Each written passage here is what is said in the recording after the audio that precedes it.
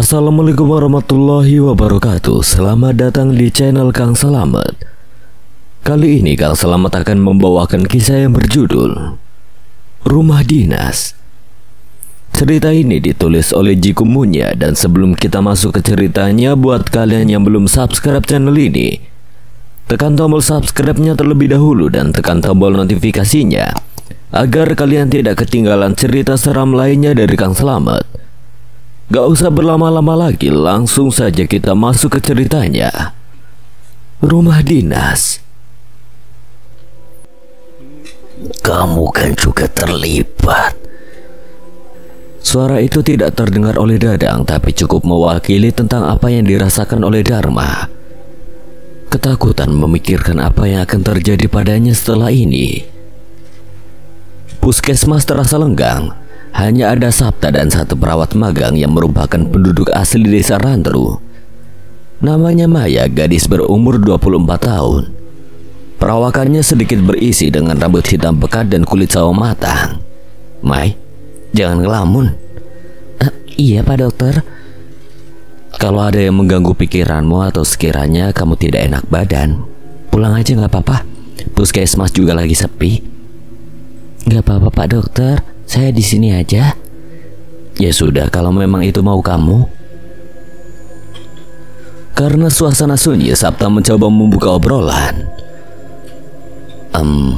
Kamu tahu nggak rumah Bu Mega di mana?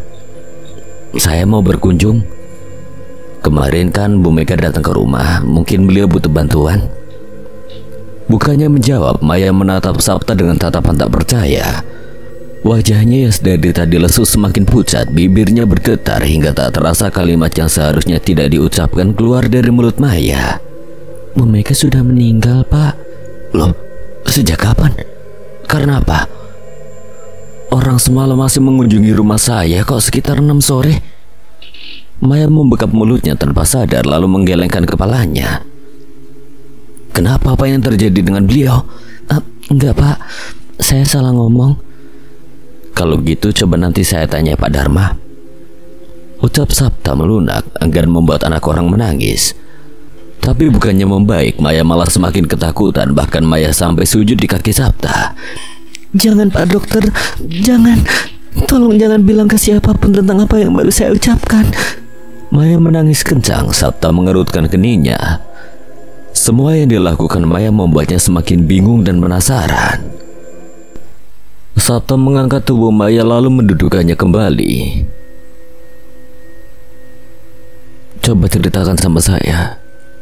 Dan saya nggak akan ceritakan ke siapa-siapa. Semakin saya tahu bahayanya, pasti semakin saya akan menjaga rahasia yang akan kamu ceritakan sebaik mungkin. Maya terdiam masih dengan suara isak tangis yang coba dirinya tahan. Hatinya tak karuan, detak jantungnya pun berdetak hebat hingga meninggalkan ngilu yang memaksanya terus menangis ketakutan. Saya akan jaga rahasia ini. Maya menatap Sabta lekat-lekat. Ya, dirinya tidak punya pilihan lain selain mengatakan sebagian kecil rahasia desa Rantru. Memang benar Mega sudah meninggal. Tepatnya setelah dia menemui dokter. Apa penyebab kematiannya? Gantung diri tetua desa yang tengah mengirim sesajen pada Wireng. Menemukannya tergantung pada pohon beringin di tengah hutan larangan. Kenapa bisa? Sabta tak percaya mengetahui sosok yang menemuinya semalam bukan lagi seorang manusia. Maya menggeleng pelan. Tidak mau memberitahu lebih lanjut mengenai alasan hal itu bisa terjadi. Saya juga tidak tahu. Langit pun nampak biru, tidak ada awan sama sekali, namun hawa siang yang terik tidak memperlambat perjalanan Mbok Sina menuju rumah. Di bawahnya anting yang berisi beberapa belanjaan dan 2 biji permen gulali berbentuk bunga. Hatinya gelisah semenjak kedatangan Sabta. Banyak hal ganjil yang menyeruak. Mencoba keluar dari lubang gelap yang sedari dulu ditutup rapat. Terlebih saat menyebarnya kabar tentang kematian Mega yang merubah banyak hal, seakan memperjelas hal buruk yang akan terjadi. Hutan kayu mati yang tadinya damai kini kembali dipasang papan yang bertuliskan dilarang masuk. Padahal papanya dulu terpasang sudah lapuk dan beberapa warga mulai berani mengambil kayu kering di pinggiran hutan. Kini hutan itu kembali menjadi hutan larangan.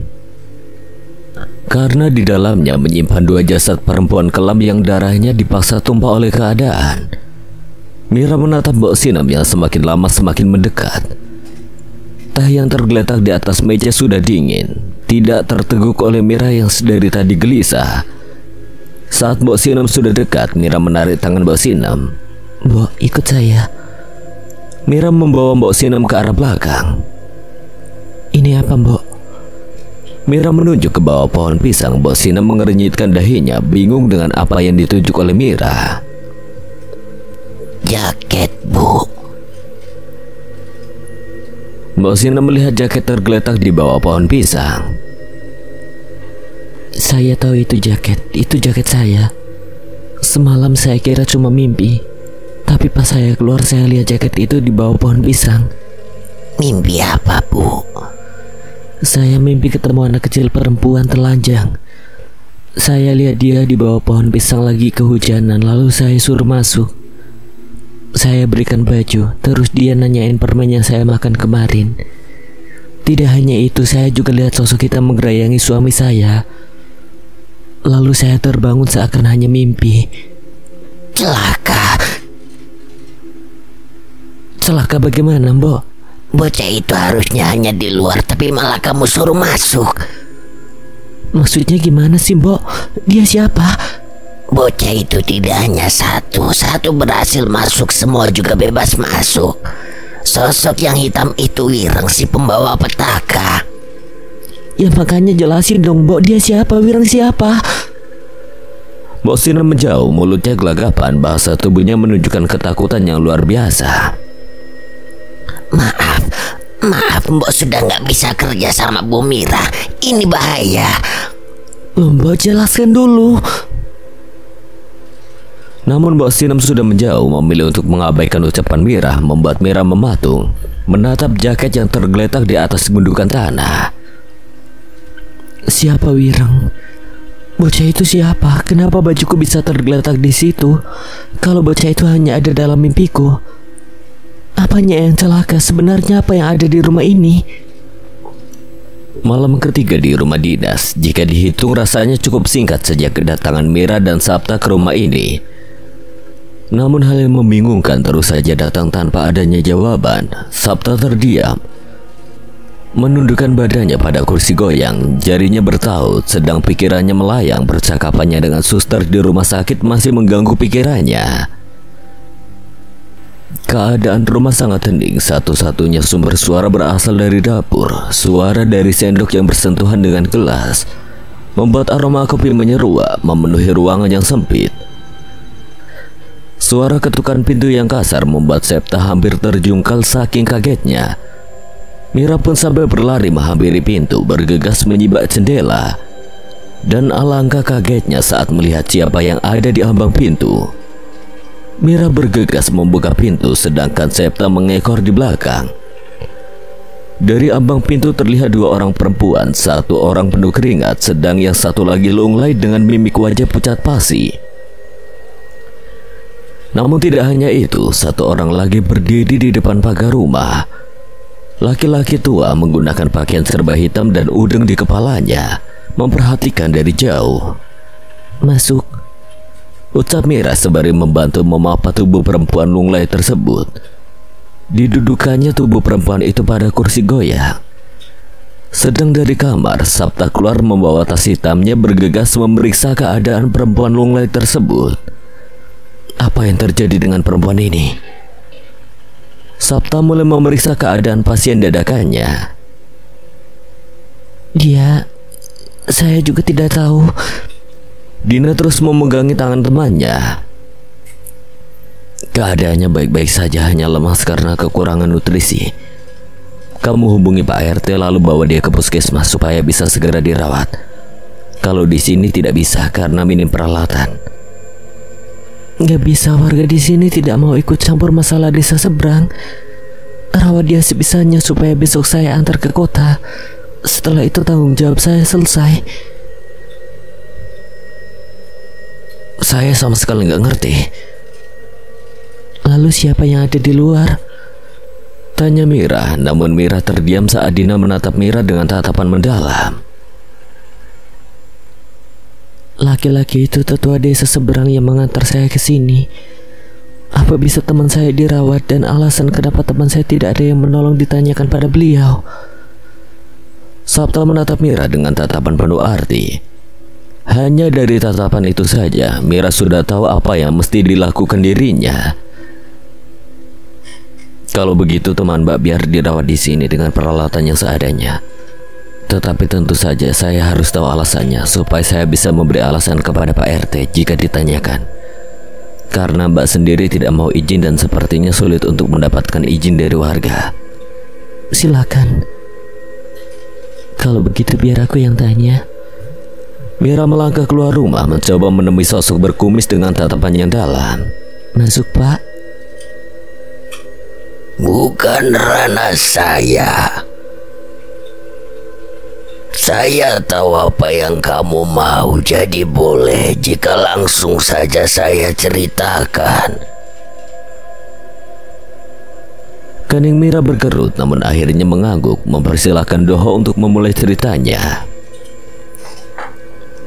Anak itu namanya Sumiati. Anak perjanjian namun raganya sudah bebas. Dan yang bersamanya itu Dina, cucu dari pembuat perjanjian itu. Dia yang melepaskan raganya. Dia gadis baik, bayangkan saja ditempuhnya jarak yang jauh sembari memapasi anak perjanjian supaya mendapatkan pertolongan. Kamu pasti bingung dengan keadaan yang seperti ini. Kenapa warga sini tidak ada yang pedulikan? Biar aku jelaskan. Tidak ada satupun orang yang berani mengusik anak dari perjanjian. Jangankan mengusik, menolong pun enggan. Kamu tidak usah takut, warga akan menutup mata. Tidak ada yang menanyakan ataupun menyalahkan suamimu. Perjanjian? Ulang Mira mengambil inti dari ucapan Doho. Orang kota mana paham perjanjiannya dibuat oleh seseorang dengan makhluk tak kasat mata. Padahal kamu sendiri sudah ikut campur. Doho melihat kembali rumah yang 5 tahun lalu dirinya datangi. Saya masih gak paham dengan yang Bapak bilang. Ikut campur apa? Saya merasa tidak ikut campur tentang masalah orang. Tidak usah marah. Dengan kamu masuk ke rumah ini saja kamu berhutang sesuatu.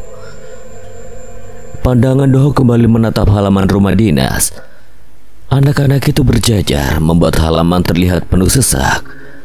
Anak yang telanjang dengan banyak rupa yang mereka bawa. Ada yang tidak memiliki tangan, ada yang tidak memiliki kepala, ada yang ususnya berhamburan, ada pula yang biji matanya hilang. Di belakang mereka berdiri sosok hitam yang menatap Doho dengan pandangan tidak suka, seakan membenci kedatangan Doho yang kembali menginjakkan kakinya di desa Rantru. Tapi pandangan mengerikan sosok itu tidak mengundang perhatian dari Doho. Sebaliknya, pandangan Doho tertuju pada Mega, sosok yang melihatnya dengan tatapan sendu sembari menggendong bayi merah di tangannya. Aku sudah bilang aku tidak ikut urusan Do Cahayu. Selesaikan urusanmu. Sabta memandangi Diana yang tengah terlelap. Di samping Diana terdapat gelas kosong yang tadinya berisi teh panas. Dari Diana, pandangan Sabta beralih pada Dina. Wanita itu melamun sembari menautkan kuku ke tangan, seperti tengah gelisah hingga membuat banyak goresan di kulitnya. Tidak usah khawatir. Setelah infusnya habis, temanmu sudah bisa dibawa ke kota. Kalau mau bisa saya panggilkan Bowo untuk mengantar. Sabta meraih tangan Dina untuk disekam. Dina membiarkan tangannya diobati. Sesekali Dina meringis saat alkohol menyentuh kulitnya hingga menimbulkan rasa perih. Pasti orang yang Bapak suruh tidak akan mau jika tahu siapa yang hendak diantar. Percayalah, orang yang saya bawa bukanlah orang yang diharapkan kehadirannya. Jujur, saya sama sekali tidak paham dengan apa yang kamu ucapkan. Tapi saya kenal dengan bahwa dia pasti mau bantu. Kalau Bapak nggak percaya, silakan dicoba. Sungguh saya akan sangat terbantu jika seseorang itu mau menolong. Tapi saya juga tidak berharap banyak. Kalau begitu, kamu tunggu di sini. Dalam 4 jam teman kamu sudah bisa diantar pulang.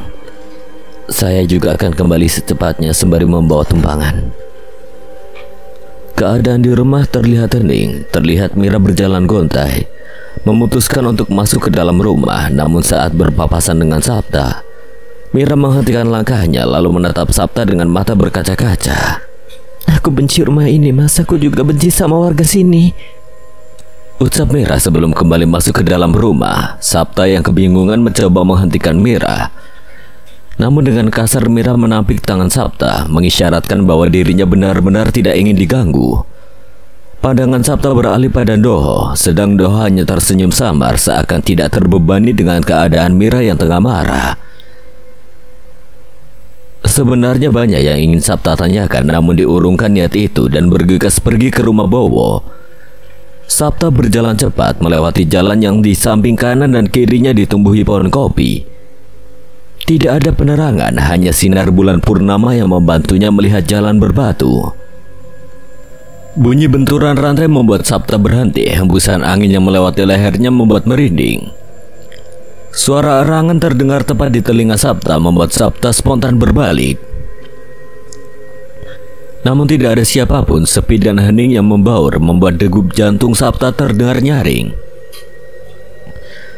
Karena tidak ada siapapun, Sabta akhirnya memutuskan untuk kembali melanjutkan perjalanannya. Tapi baru juga Sabta membalikkan badan, pemandangan yang berbeda di depannya membuat Sabta membelalak ngeri. Erangan itu semakin nyaring. Bedanya bukan hanya suara yang keluar. Kini sosoknya pun terlihat jelas, sosok berjubah hitam dengan wajah rusak semerah darah. Berada di tengah jalan dengan posisi kayang memperlihatkan kengerian yang teramat sangat. Suara benturan rantai dari tangan dan kaki sosok itu kembali terdengar. Kala sosok itu mulai berjalan mendekati Sabta dengan posisinya yang terbalik. Jangan ikut campur, Sabta berteriak saat sosok itu berada tepat di bawahnya. Sosok itu menganga dengan darah yang terus keluar dari mulutnya. Kena. Sosok itu telah berhasil memegangi kaki Sabta. Bulan purnama membuat penerangan tidak terlalu dibutuhkan. Dharma menyulut rokok, menghisapnya dalam-dalam, lalu menghembuskan asap itu berbarengan dengan beban yang menggumpal di hatinya. Doh kembali lagi membawa sesuatu dari rawat lo. Semakin hari keadaan malah semakin runyam. Bagaimana kalau dokter sampai tahu? Apa bakal dibuat seperti Wireng?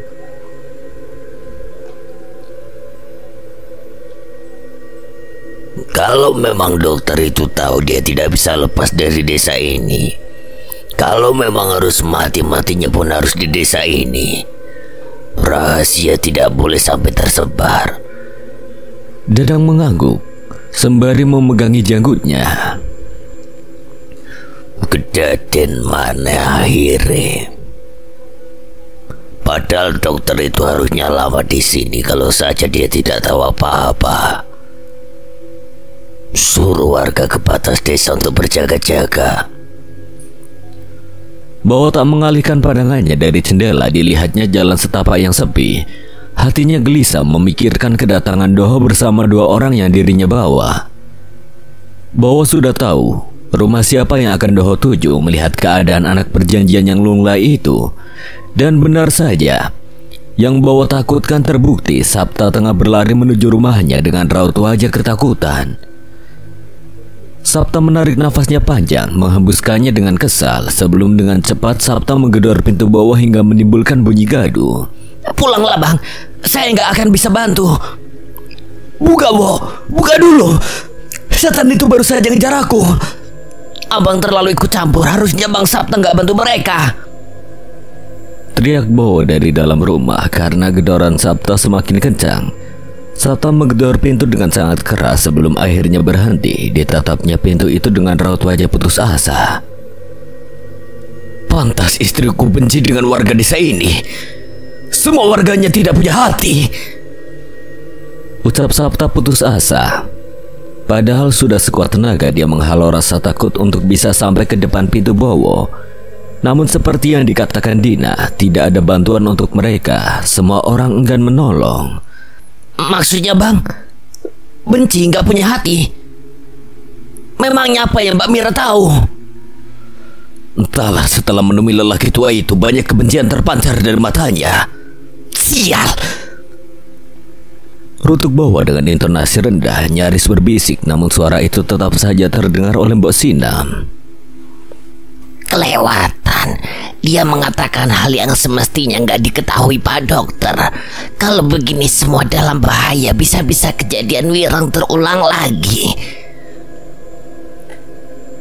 Mbok Sinam mengurut kepalanya yang pening. Kalau begini Pak Dokter harus disingkirkan. Dharma nggak akan tinggal diam. Bu?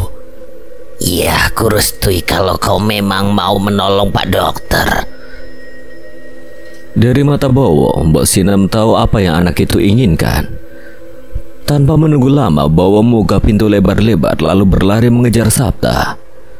Sepasang matanya alang menatap langkah kaki Bowo yang tengah mengejar Sabta. Senyum kecut menghiasi wajah Dadang. Apa yang Dadang lihat membuatnya menggelengkan kepala. Dadang mengangkat tangannya mengarahkannya pada semak belukar sambil meletakkan jari telunjuk pada bibirnya, membuat warga lain bergegas masuk ke semak tanpa menimbulkan suara. Sedangkan Dadang berjalan pelan menuju rumah Mbok Sinam. Ketukan pintu membuat Mbok Sinam bangun dari duduknya. Mbok Sinam sudah tahu siapa yang tengah berada di depan pintu. Masuk. Dadang masuk ke dalam rumah lalu mendudukkan badannya di kursi. Buatkan kopi, hari ini akan menjadi hari yang panjang. Mbok Sinam tidak menolak, segera dikerjakan apa yang Dadang minta. Sembari membuat kopi, Dadang membuka obrolan. Rasanya baru 5 tahun silam kita membuat dosa, membuat dokter kandungan menjadi kambing hitam atas dosa yang kita buat.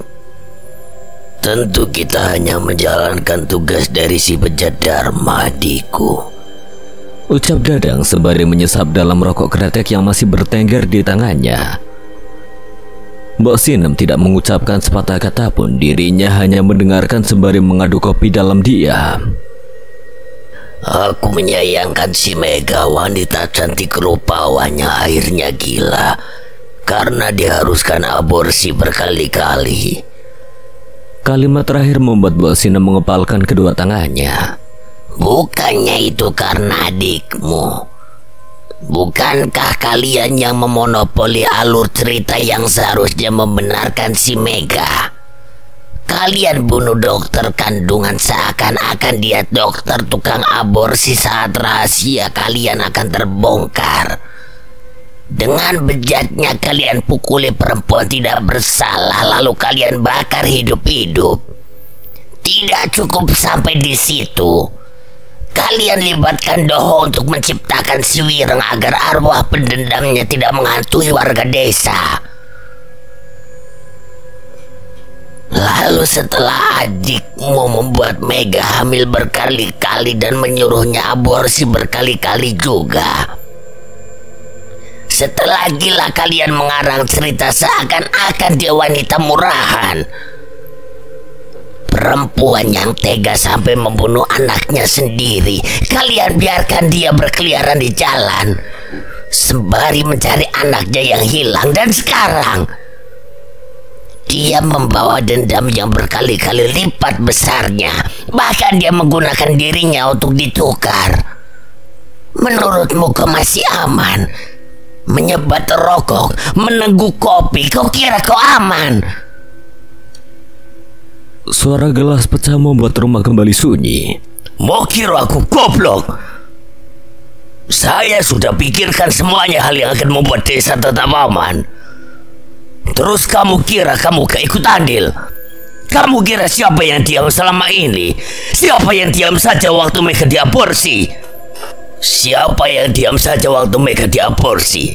Siapa yang diam saja waktu dokter dipaksa untuk melakukan aborsi ke mereka? Kamu, aku, warga. Kita semua diam. Itu juga dosa, Mbak. Aku juga tidak bisa mastiin si Bowo aman kalau dia tetap nekat nolongi dokter itu. Berani kamu menyentuh anakku, aku buat sengsara hidupmu. Kalau sudah seperti ini, kamu kira ada yang saya takuti? Dadang kembali berjalan setelah membanting pintu. Mbok Sinem terduduk memegangi wajahnya sembari menangis sesegukan. Sinem menatap pantulan dirinya di cermin setelah melepas kepergian Dadang. 5 tahun sudah dirinya membenci cermin. Lebih dari itu, dirinya menatap sinis pada pantulan cermin. Bukan pada bayangan dirinya, namun pada sosok hitam yang tengah menatapnya dengan sorot mata dingin. Kita hanya sejauh lapisan cermin. Mau diikat di hutan manapun aku punya celah mengunjungimu. Kenangan itu mengendap di kepalamu, tapi membeku di hatimu hingga tak bisa kau utarakan. Bayi yang darahnya dipaksa tumpah itu kau juga ambil bagian. Ucap sosok hitam itu kembali menatap kaca. Lambat laun, pantulan sosok hitam dengan wajah rusak mulai memudar. Wajahnya berangsur pulih hingga menampilkan paras ayu. Bolehkah kita lupa, Mbok? Nyatanya bayi-bayi itu menuntut kebenaran. Semua darah yang tumpah menuntut balasan yang setimpal.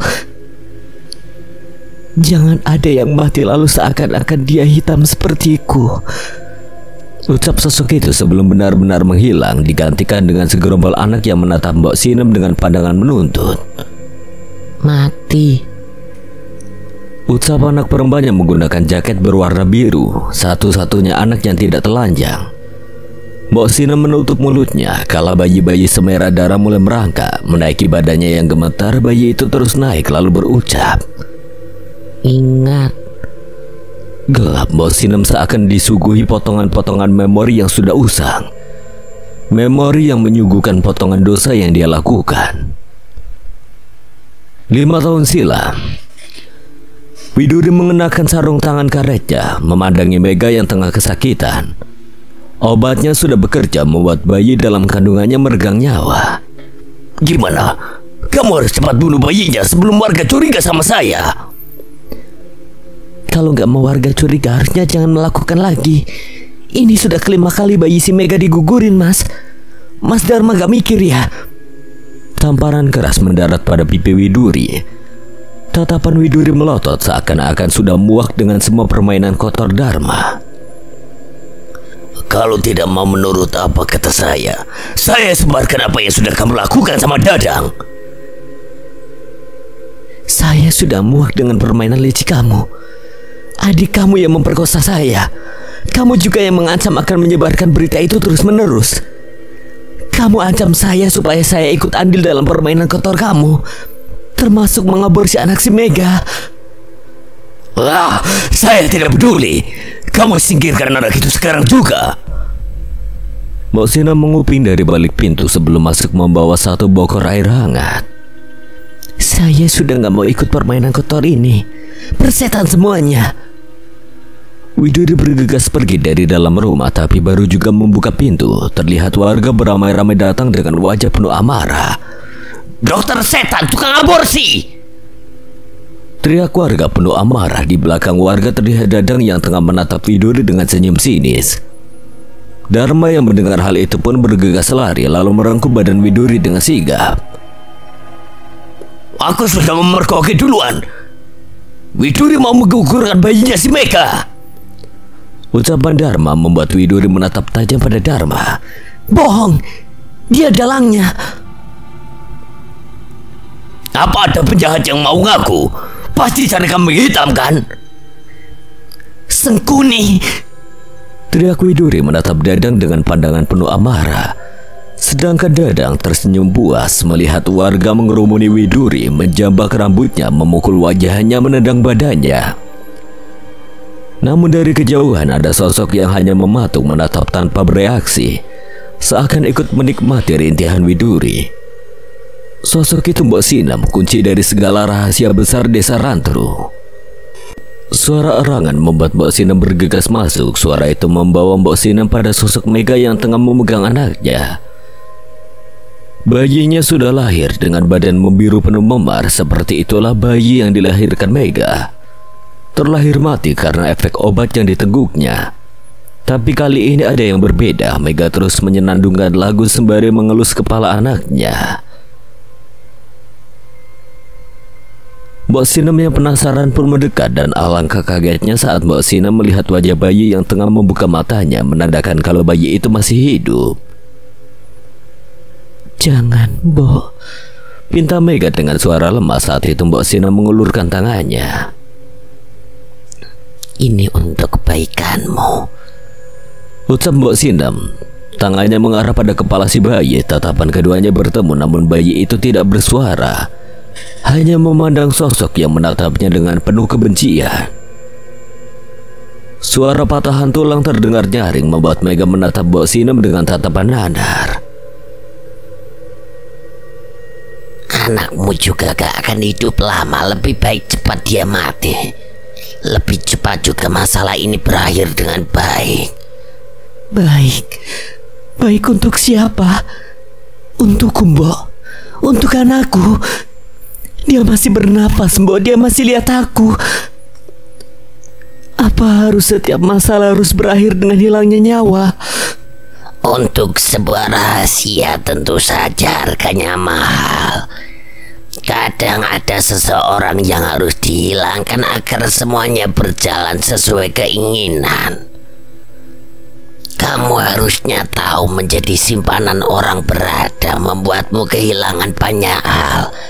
Saya hanya mempermudah urusan seperti kamu. Menjadi pelayan orang berada, saya harus siap melakukan banyak hal. Ucap Mbok Sinem, suaranya terputus saat banyak orang masuk ke dalam ruangan. Warga menyeret Mega setelah bayinya diambil oleh warga. Hukuman untuk Mega adalah pemasungan. Penggoda harus dikurung supaya tidak menjadi momok untuk setiap keluarga desa Rantru. Dadang menatap Widuri yang sudah babak belur, darah membasahi wajahnya. Banyak dari giginya patah. Sebagian kulit wajahnya juga ruam dengan luka yang terus mengeluarkan darah. Siapa Niki? Dadang nampak berpikir hukuman apa yang pantas untuk perempuan lancang yang terus mengancam untuk membongkar aibnya.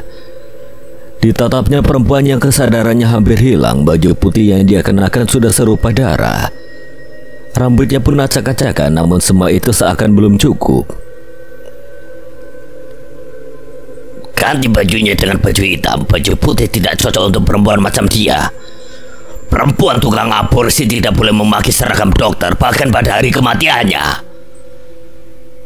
Dadang tersenyum sinis. Warga mengikuti kata-kata Dadang. Tidak ada satupun yang membantah ataupun mengasihani perempuan yang tengah terkapar di tanah. Tak lama baju Widuri berganti dengan jubah hitam yang membuatnya terlihat semakin mengerikan. Setelah ini apa? Tanya Dharma menatap adiknya dengan kagum. Pasung dia di hutan. Biarkan dia mati secara perlahan. Biar dia merasakan setiap serangga yang menggigiti badannya. Masuk ke dalam kulitnya lalu membuatnya membusuk sebelum kematiannya itu sendiri. Ucap Dadang membuat Widuri melemparkan tatapan kebencian pada Dadang. Mbok Sinem mematung di dekapnya bayi itu dalam gendongannya. Biar bayi ini aku saja yang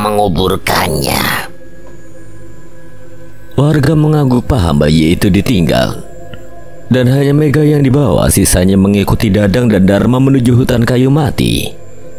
Bu, panggil Bowo memperhatikan punggung Mbok Sinam. Semua bakal baik-baik saja. Ucap Mbok Sinam, air mata menggenang di pelupuk matanya. Tangannya bergetar hebat, tidak menyangka hanya karena ingin posisinya aman dirinya sampai membunuh bayi itu dan membiarkan Dharma lepas begitu saja. Maafkan Mbok Iyo Cahayu. Imbu Mbok Sinam sembari mengelus bayi yang masih bersimbah darah sebelum akhirnya dikuburkan pada pohon pisang yang di belakang rumah. Berbaur dengan kerangka lainnya sudah lebih dulu menyatu dengan tanah. Widuri mengerang saat rambutnya terasa seakan lepas dari kepala, namun bukan Dadang jika mendengarkan kesakitan seseorang. Dadang terus menyeret Widuri, membuat wajahnya terus menghantam kerikil-kerikil tajam di sepanjang jalan. Aku sudah bilang kan, tapi siapa yang tidak mau dengar? Kutandai kamu, Dang. Tandai sesukamu. Dadang menyeringai puas, sungguh rasanya orang buta pun tahu dia tengah berbahagia. Warga menghentikan langkahnya tepat di depan hutan kayu mati. Hutan itu nampak mengerikan, terlebih saat malam hari seperti ini. Siapkan pasungannya dan bantu aku bawa perempuan gila ini ke dalam hutan. Ucapan Dadang membuat warga bergegas masuk membuka jalan.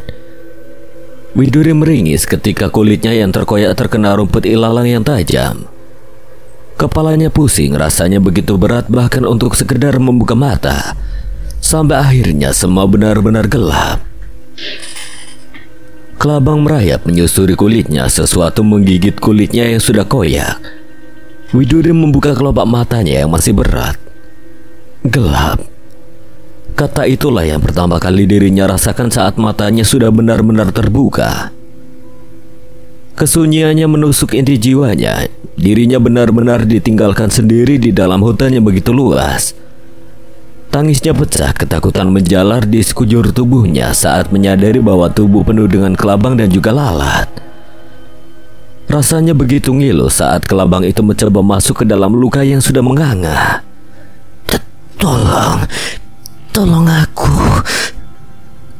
Sakit. Dirinya tidak bisa bergerak, rantai mengikat tangan dan kakinya. Widuri gemetar, selain badannya yang sakit, sesuatu juga mengusik telinganya. Sesuatu yang ramai terdengar membuat Widuri semakin ketakutan. Ia menggelengkan kepalanya sampai terdengar sesuatu yang mendekat melewati rimbunnya rerumputan. Suara tawa itu terdengar nyaring membuat Widuri memperhatikan sekitar dengan tatapan mata tajam. Tidak ada siapapun, hanya angin yang lalu lalang melewati rimbun rumput, membuat seakan-akan ada sosok yang tengah berlari dengan begitu cepatnya. Widuri kembali berteriak. Pikirannya buntu, ketakutannya tak berujung seakan bisa membuatnya gila sekarang juga. Cukup. Kami juga bilang cukup waktu kau melukai kami. Sosok itu memperlihatkan wujudnya, sosok anak kecil tanpa kulit mendekatinya. Bagaimana rasanya? Tanya anak itu menyentuh pipi Widuri dengan tangannya yang tinggal tulang.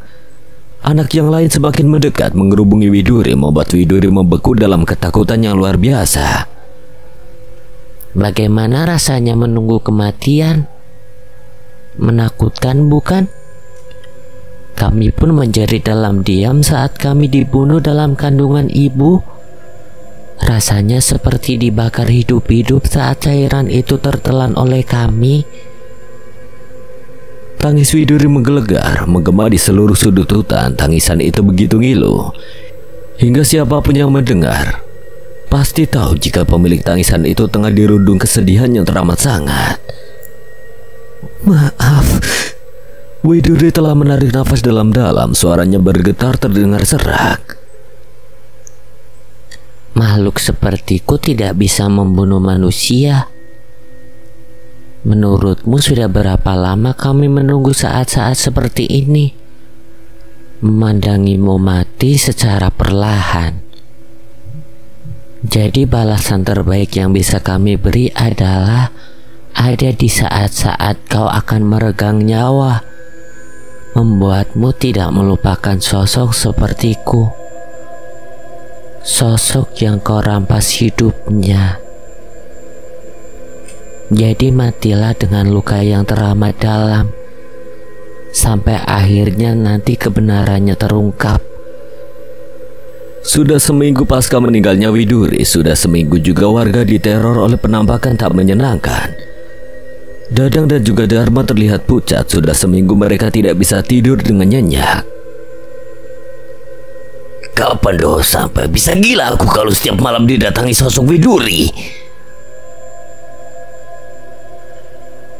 Katanya malam ini dia datang.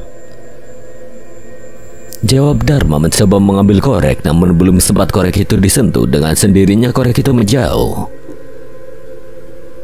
Mau menghilangkanku? Tanya suara yang terdengar familiar. Dadang dan Dharma beradu tatap. Hari yang sudah petang membuat kengerian terasa 2 kali lipat.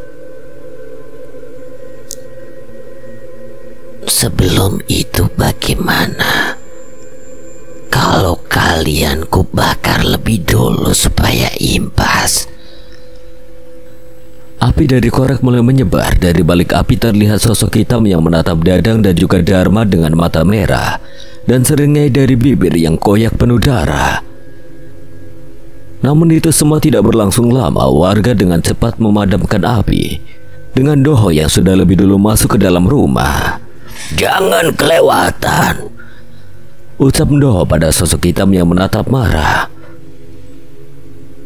Jangan ikut campur. Yang kamu mau hanya pengakuan kan?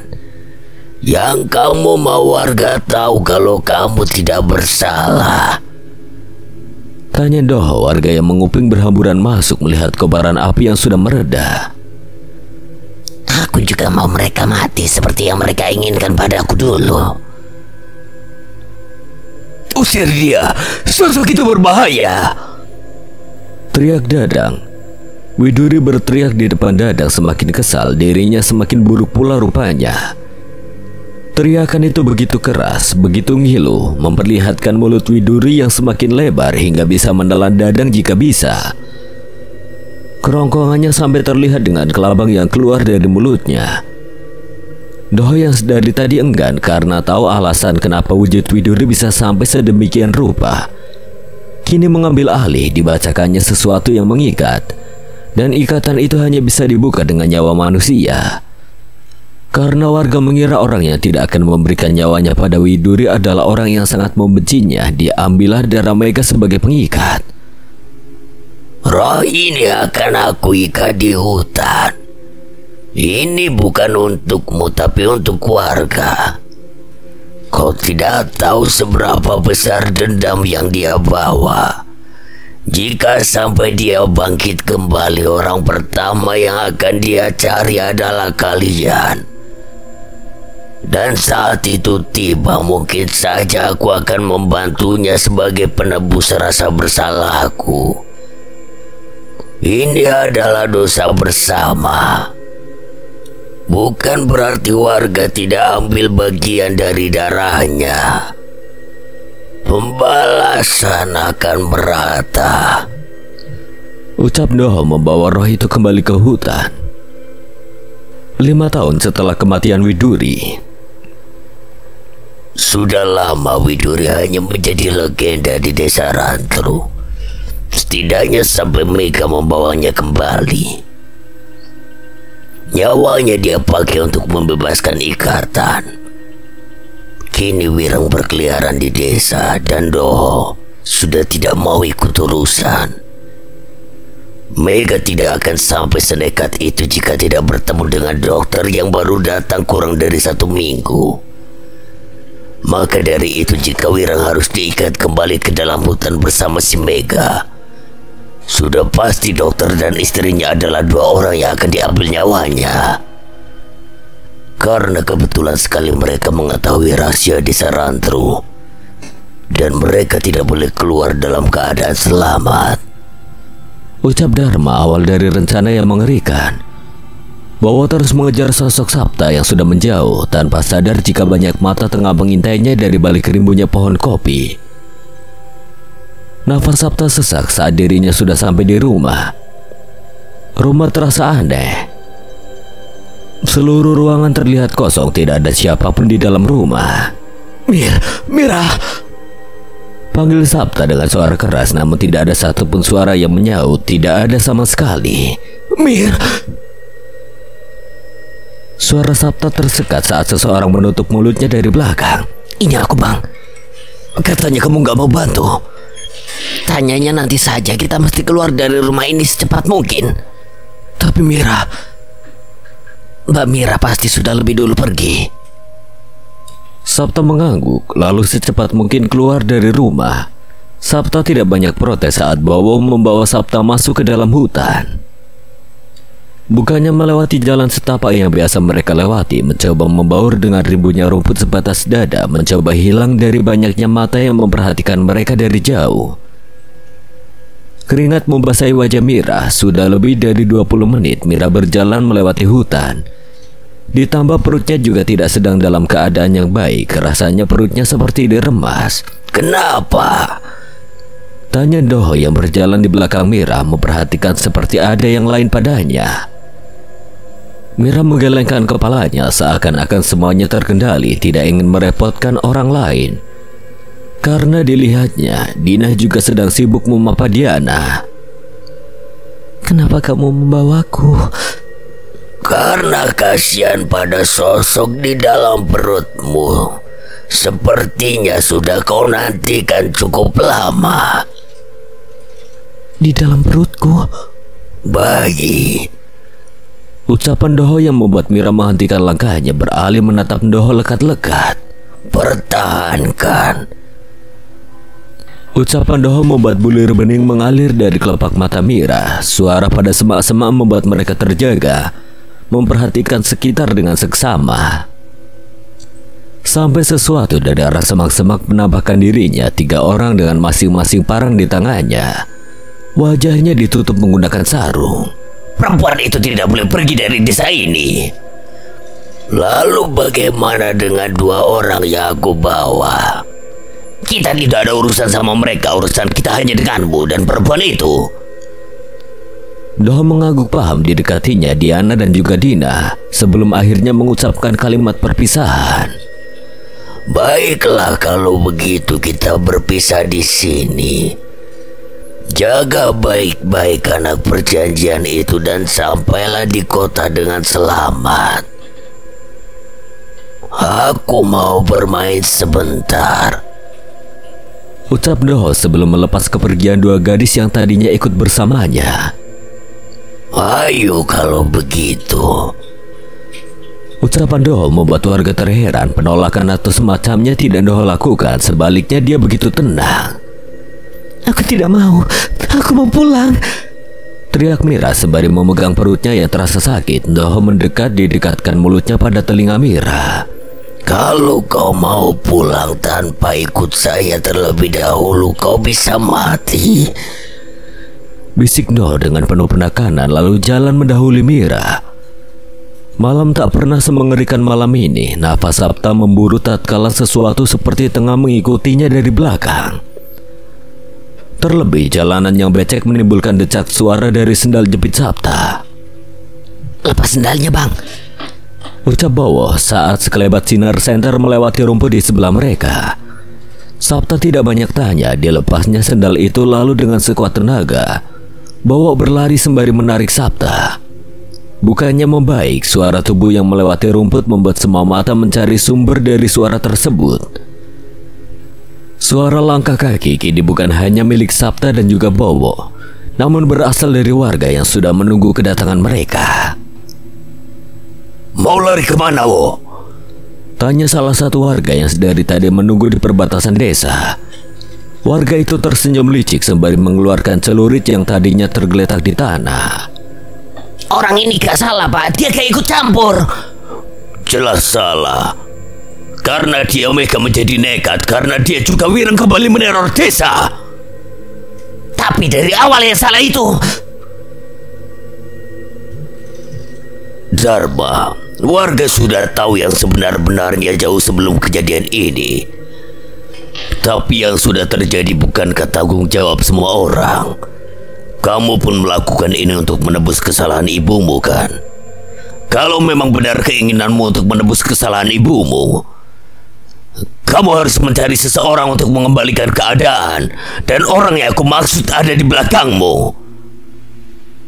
Bowo nampak berpikir, membuat Sapta semakin kalut karena suara langkah yang lain sudah semakin dekat. Kamu harus tahu kita butuh dia untuk mengembalikan keadaan. Kalau tidak kita bisa kena teror seumur hidup. Sapta mencoba untuk pergi mendahului Bowo saat mendengar suara langkah kaki warga yang semakin dekat. Sampai saat tangan Bowo mencengkeram tangan Sapta dengan kuat. Wah! Sapta panik melihat tatapan Bowo yang mendadak dingin padanya. Sebuah pukulan mendarat pada wajah Sapta, membuat pandangannya menjadi gelap dan kehilangan kesadaran. Mira menganga saat dirinya sampai pada sebuah hamparan tanah yang lapang. Namun sesak dengan banyaknya orang seakan warga telah menantikan kedatangannya. Berbeda dengan Mira, Doho terlihat tenang. Begitupun saat Doho melihat sosok Mega dalam ribunya rumput yang tengah melemparkan senyum sinis padanya. Doho membalas senyuman tersebut dengan senyum yang sama. Begitulah senyum untuk mewakili perasaan muak kepada seluruh warga desa. Dharma datang dengan wajah yang memerah karena menahan amarah. Dengan kurang ajarnya, Dharma menarik rambut Mira dan menyeretnya ke tengah kerumunan orang. Mira mengerang saat merasakan sakit dan kaget secara bersamaan. Doho tidak bereaksi saat Mira diperlakukan sedemikian rupa. Bahkan saat Dadang menempelkan sebilah parang pada lehernya pun Doho tidak menunjukkan rasa takutnya. Membuat Dadang merasa ada sesuatu hal yang janggal. Perbaiki keadaan ini, kalau tidak kamu tidak akan bisa keluar dari hutan ini dalam keadaan hidup. Aku tidak habis pikir. Bukannya kalian merasa dejavu? Seakan kejadian 5 tahun lalu terulang kembali. Kalian sudah tahu hitam dan putihnya, siapa yang salah dan siapa yang jadi korban. Tapi malah terjebak pada situasi yang sama. Kamu pikir ini karena siapa? Karena dokter itu, iya kan? Kita hanya ingin damai.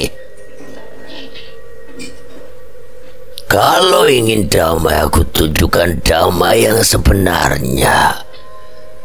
Doho memejamkan matanya, mulutnya bergerak seakan tengah melafalkan sesuatu.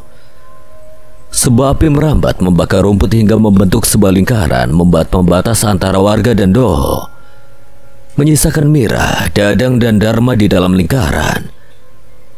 Dadang yang panik pun semakin menempelkan parang pada leher Doho, sedangkan Dharma yang kalut menjauh dari tubuh Mira, mencari celah untuk keluar dari kobaran. Jangan ngawur, teriak Dharma saat tidak mendapati celah untuknya melarikan diri. Dadang yang kesal bertindak lebih berani, digoreskannya sedikit kulit leher Doho, membuat Doho menatapnya dengan tatapan tajam. Kamu kira itu mempan? Doho mendekatkan parang itu pada lehernya, menggores lehernya sendiri dengan sekuat tenaga. Namun parang itu hanya melewati kulit Doho tanpa meninggalkan goresan sedikit pun. Parang itu terjatuh membuat Dadang mundur secara perlahan, sampai sesuatu bersentuhan dengan punggungnya lalu membuatnya berhenti. Dadang membalikkan badannya lalu mendapati Mira menatapnya dengan senyuman menyeringai. Dadang gemetar tatkala melihat mata Mira yang berwarna putih keseluruhan. Mira tertawa menggelegar. Giliranku datang. Mira menjambak rambut Dadang hingga membuatnya tersungkur ke tanah. Siapa kamu? Mira tidak menjawab, diseretnya tubuh Dadang hingga tergores kerikil tajam. Sudah ingat? Sudah ingat? Teriak sosok itu saat wajah Dadang sudah tepat di depan api. Widuri, benar ini aku. Wajah ini dulu menatapku dengan kebencian, seakan aku barang yang tidak berharga. Mira mencengkeram kuat rambut Dadang. Semakin lama wajah Mira berubah menjadi sangat menyeramkan. Mata Mira menjadi hitam pekat dengan urat hitam di seluruh wajahnya. Ampun, ampun. Aku dulu juga minta ampun, Dang. Tapi apa kau mau dengar? Dadang tidak bisa berkata apa-apa. Api melahap wajahnya dengan cepat, membuat wajah itu meleleh, hangus hingga membuatnya terbunuh saat itu juga. Aku mati lebih mengerikan darimu. Dharma yang melihat kejadian itu bergetar ketakutan. Didekatinya Doho lalu bersujud di kakinya mengharapkan bantuan untuk terakhir kalinya. Tolong, aku tidak boleh mati. Apa saja aku beri kalau kamu menolong. Aku tidak bisa menolong. Bapak. Suara itu membuat Dharma mengalihkan pandangannya. Ia berteriak saat melihat banyak bayi yang bersimbah darah dengan kondisi badan yang tidak utuh. Bayi itu terus merangkak mendekatinya dan di belakang bayi itu terlihat sosok Mira yang tengah menggendong salah satu bayi itu. Widuri, aku gak salah. Ini semua kesalahan Dadang. Aku Mega, Mas, dan bayi-bayi itu anakmu. Dia mau bapaknya ikut mati. Tidak, tidak. Dharma terus mundur hingga badannya menyatu dengan api itu sendiri. Aku memang tidak bisa membunuhmu, tapi aku bisa menyerang rasa takutmu hingga kau sendiri yang memilih mati. Ucap Mira melihat badan Dharma yang masih bergolak dalam kobaran api sampai akhirnya badan itu berhenti bergerak, menandakan bahwa tujuannya sudah berakhir. Doho kembali menggerakkan bibirnya hingga lambat laun api itu mereda dan hilang. Warga menatap kejadian itu dengan wajah tak percaya juga ketakutan teramat sangat. Mega keluar dari tubuh Mira, alat yang digunakan sedari tadi, membiarkan Mira tergeletak di tanah. Mira tidak perlu tahu apa yang terjadi. Begitupun Sabta yang baru saja datang dalam keadaan tidak sadar, bersama sebagian warga yang telah melewatkan kejadian besar. Kutukannya sudah selesai. Kalian termaafkan karena ketidaktahuan kalian sejak awal kejadian kelam itu dimulai. Walau begitu, dosa yang kalian tanggung tetaplah ada. Dosa dari mulut yang bungkam saat tahu kebenaran yang terjadi, bahkan ingin menutupi kebusukan dengan bangkai yang baru. Kini semua harus dikuburkan secara layak. Semua yang sudah menjadi mayat harus menyatu dengan tanah. Doho menatap satu persatu wajah warga, termasuk wajah Bowo yang begitu merasa bersalah. Kamu antarkan mereka ke perbatasan desa. Itu penebusan yang setimpal untuk wajah yang baru saja kau hantam sampai dia kehilangan kesadaran. Imbuh Doho sebelum akhirnya berjalan pulang hingga badannya hilang ditelan kegelapan malam. Sekian dan terima kasih buat Jikumunya yang telah mengizinkan saya membawakan ceritanya. Apabila ada kesalahan dan kekurangan, Kang Selamet memohon maaf sebesar-besarnya. Dan akhir kata, Kang Selamet pamit undur diri. Wassalamualaikum warahmatullahi wabarakatuh.